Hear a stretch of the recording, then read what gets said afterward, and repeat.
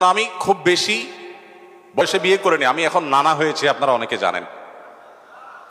আমার এই বয়সে আমি নানা হয়েছি, এটা অনেকে শুনলে আসমান থেকে নাজিল হওয়ার উপক্রম হয় যে কিভাবে সম্ভব।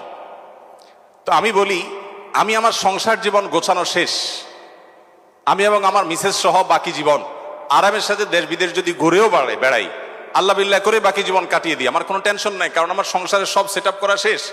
সে সমস্ত মানুষদেরকে দেখে আমার করুণা হয়, মায়া হয়, যারা আর্লি ম্যারেজকে দোষণীয় মনে করে, তারা অনেক বেশি দেরি করে তথাকথিত নিজের পায়ে দাঁড়ানোর কথা বলে 30-35 পার হওয়ার পর বিবাহ শাদী করেন। এই মানুষগুলো তাদের ছেলে মেয়ে হইতে হইতে, প্রথম তো আবার ছেলে মেয়ে নেওয়া যাবে না, একটা লম্বা সময় এনজয় করতে হবে, 40-এর পর হয়ে যায় ছেলে মেয়ে হতে হতে। এরপর এই ছেলে পড়ালেখা করে গ্রাজুয়েশন করতে করতে 55-60 ছুঁই হয়ে যায়, ততক্ষণে সংসারের ঘানি টানতে থাকে।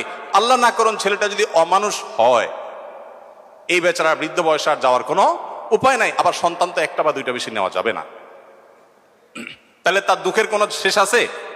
আর আমার সবকিছু কমপ্লিট। এখন ছেলে মেয়ে যদি বেশি বেতাল হয়, বেলাইন হয়, সোজা কানটা মলে দিয়ে দরজা দেখা দিতে কোনো অসুবিধা নাই, কারণ আমার সেকেন্ড, থার্ড, ফোর্থ অপশন আছে, অনেকগুলো সন্তান আছে।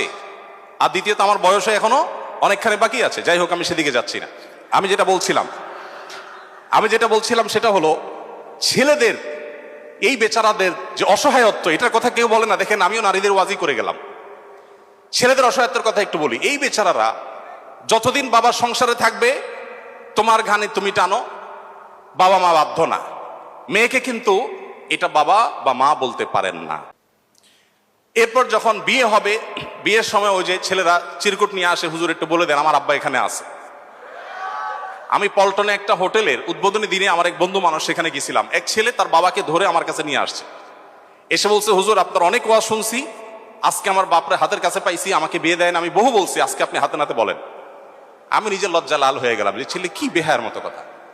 যাই হোক, তো এই বেচারারা বিয়ে করতে যাবে, বাপ বলে যে কি করো তুমি, বিয়ে করবে মানে টাকা কামাই করো।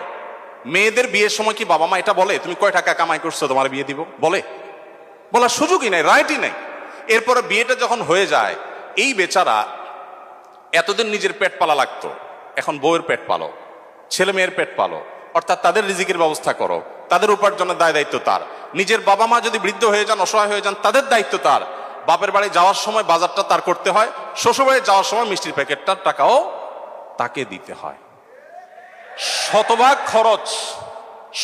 খরচ ছেলের, শতভাগ খরচ কার? ছেলের। আর বাপের সম্পদে পাবে হলো 2 টাকা, 2 আনা, আর মেয়ে পাবে 1 টাকা।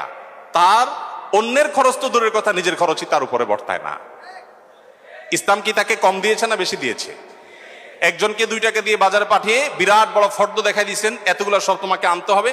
আরেকজনকে 1 টাকা দিয়ে বললেন যে তুমি শুধুমাত্র এই টাকা দিয়া যা খুশি তা করতে পারো। তাহলে এই 1 টাকা যাকে দেওয়া হয়েছে, তার অধিকার কি কম দেওয়া হয়েছে না বেশি দেওয়া হয়েছে?